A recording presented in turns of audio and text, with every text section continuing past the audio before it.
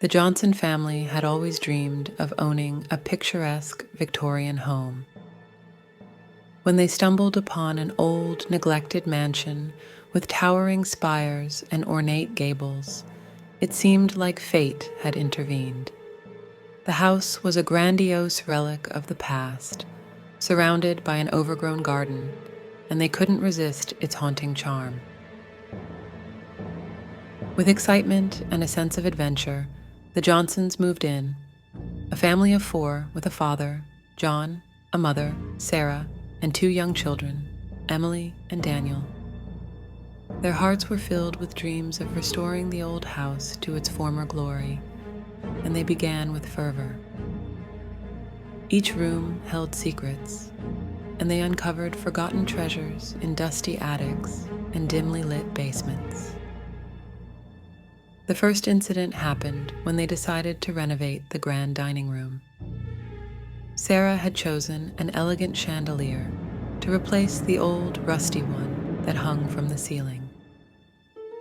As she worked on it, the room grew eerily cold, and the lights flickered, casting strange shadows on the walls.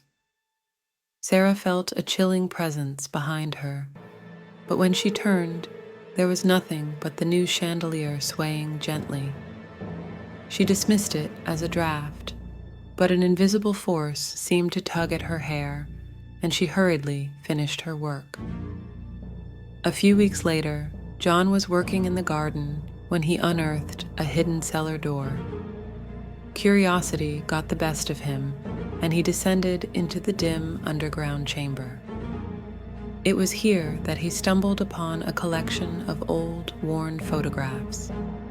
They depicted past residents of the house, their faces frozen in expressions of dread.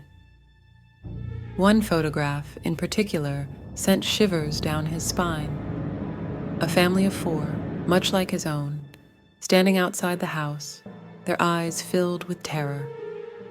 As the family delved deeper into the restoration, each room seemed to harbor a new, malevolent energy.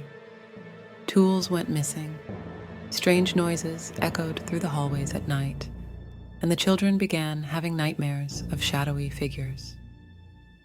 Emily claimed she saw a pale, gaunt woman lurking in the mirrors, her long, bony fingers reaching out to touch her.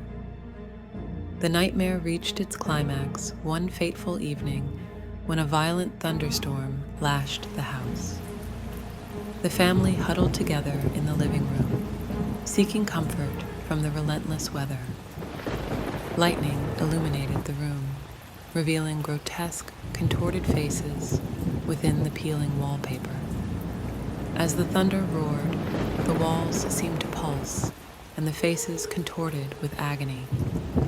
In a sudden burst of terror, the children screamed, and the fireplace burst into a towering inferno, its flames taking the shape of writhing human figures. The Johnsons fled the room, but the fire pursued them, chasing them through the house.